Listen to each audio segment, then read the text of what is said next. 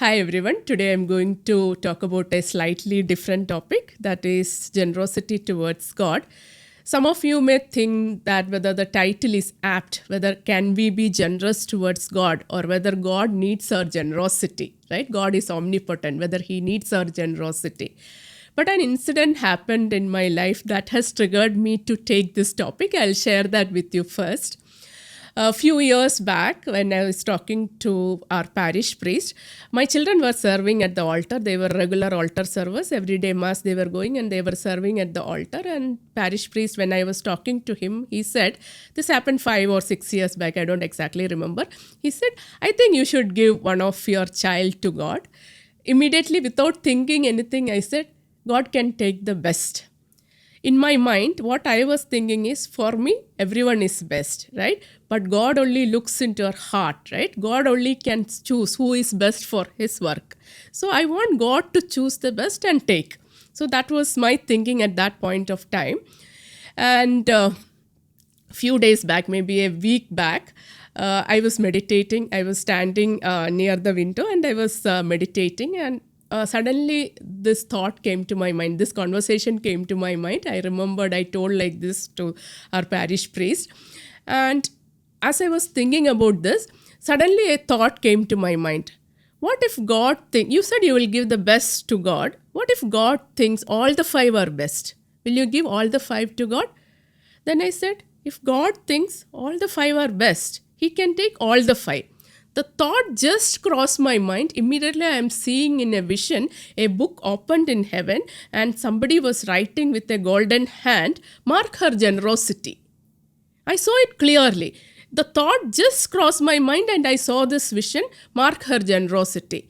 I understood that it is the Lamb's book of life where my life is recorded, right? Against my name it is written, mark her generosity. So it's the first time I thought in that angle. I never really thought we can be generous towards God, right? I haven't thought in that way. When I was telling this, I was not thinking that I am generous towards God, or that thought never crossed my mind. I was not thinking in that angle, right? Certain things you don't think, right? Then I was like, when I was really happy and I was surprised, I understood that we can be generous towards God. Then I was thinking about different incidents that is given in the Bible where we saw the generosity of people, right? The first incident that came to my mind is Cain and Abel, right? We all know Abel gave the best lamb and God accepted that offering, whereas Cain gave an ordinary offering and God was not pleased with his offering, right? This we read in Genesis. Let me just read that. Genesis chapter 4, it is given. And the Lord had regard for Abel and his offering, but for Cain and his offering he had no regard. So Cain was very angry and his countenance fell. And in the explanation it's given, Abel offered the best of his flock, a sacrifice pleasing to God, while Cain offered merely the ordinary fruits of his harvest, a sacrifice less pleasing to God. Cain's lack of generosity put him in a disposition to sin grievously, right? God has marked that as lack of generosity. The next person that came to my mind is Father Abraham, right? He was generous towards God. When God asked him to sacrifice his only son, Abraham got him when he was 100 years old. He was praying for so many years and finally he got a son. And God asked him to sacrifice Isaac. But Abraham was generous. He accepted that. He was willing to offer Isaac as a sacrifice. So God accepted that offering and he gave him an everlasting title. He called Abraham the father of all faithful. He got that title because of his generosity. Even though God accepted his sacrifice, he didn't consume that sacrifice, right? He accepted it and he gave back Isaac to Abraham. Abraham didn't lose Isaac. But if you examine Abraham's life, he was generous throughout. Generosity was ingrained in his very genes, right? He was generous towards Lot. He gave Lot the choice to choose the best portion of the land, right? He was generous towards the people of Sodom and Gomorrah. When God decided to destroy those two cities because of the sin of men, Abraham pleaded for them. He was always generous towards his people. He was generous towards his relatives. He was generous towards his servants. He was generous towards his fellow beings, right? That generosity was ingrained in him. Because of that, he was able to offer Isaac when God asked him, right? That generosity was there in him. And God took that offering and he gave him an everlasting title. The next person, the ultimate person of generosity, that is our Mother Mary. When God asked her to be the mother of Word, mother of God, she immediately accepted. She knew that her reputation is at stake. She was well versed in all the scriptures. She knew the book of Daniel. She knew the book of Isaiah. She knew that her son will be the sacrificial lamb. Knowing all that, she accepted it. She was very generous, right? Her reputation was at stake. She was not worried about anything. She didn't keep any limit for her generosity. Whatever God asked, she gave. So she should be a role model in following generosity, right? We should aim to become like her in generosity, right? There are many examples we can see in Bible. Rahab was generous. Ruth was generous towards her mother-in-law. Then there is a widow of Zarephath. She was generous towards Elijah. There are so many examples. We don't have time to touch upon all that.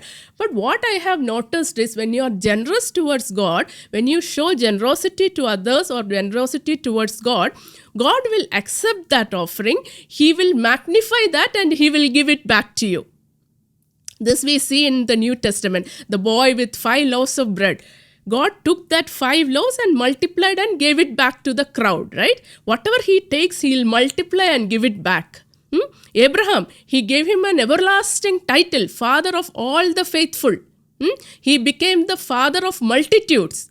Mother Mary, she was generous. She became the mother of humanity. How she became? Because of her generosity, right? Because of her generosity, we got salvation. God accepted her offering. God gave back Isaac to Abraham, but God didn't give back Jesus to Mary, right? Jesus died on the cross. God accepted her offering. Through her offering, through her generosity, world obtained salvation. She didn't keep any limit to her generosity, right? There are so many examples. So we can be generous towards God, and that's a habit we should cultivate. In our nature, our natural inclination is to be selfish, right? We all have selfishness in us. But gradually we should overcome that. What I say is we should all start with small steps. Start by giving a small portion of our income. You can start by giving 1/10 of your income, or whatever Holy Spirit prompts you. If it is 5% or 10% or 15% or 25% or 100%, it's your choice, right? You can choose what you want to give. But be generous towards God and be generous towards your fellow beings. When you are generous, you will obtain that generosity back, right? You will get it many folds back. God is faithful, but we shouldn't give it to get it back. But God is faithful. He'll give back. That is my experience. And in New Testament, there are many examples. There is the widow's mite that we read in the book of Mark. The widow's offering. It was pleasing to God. It's given in Mark chapter 12. I'll read that. And he sat down opposite the treasury and watched the multitude putting money into the treasury. Many rich people put in large sums, and a poor widow came and put in 2 copper coins, which make a penny. And he called his disciples to him and said to them, "Truly I say to you, this poor widow has put in more than all those who are contributing to the treasury. For they all contributed out of their abundance, but she out of her poverty has put in everything she had, her whole living." So she was very generous towards God. She gave her entire livelihood to God, right? So God accepted that. It was very pleasing to him. There are many ways in which we can show generosity. There are many examples, and we all know how Mother Teresa found her call within the call, right? Her first call was to become a nun. Her second call, or the call within the call, was to serve the poorest of poor.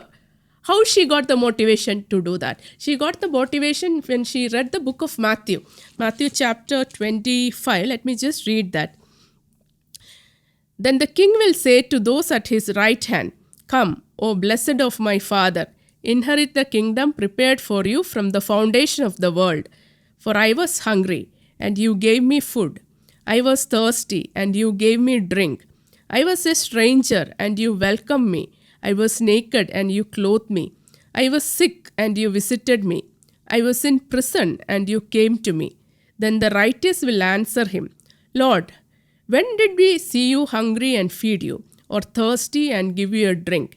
And when did we see you a stranger and welcome you, or naked and clothe you? And when did we see you sick or in prison and visit you? And the king will answer them, Truly I say to you, as you did it to one of the least of these my brethren, you did it to me. Then he will say to those at his left hand, Depart from me, you cursed, into the eternal fire, prepared for the devil and his angels. So there are different ways in which we can be generous towards God.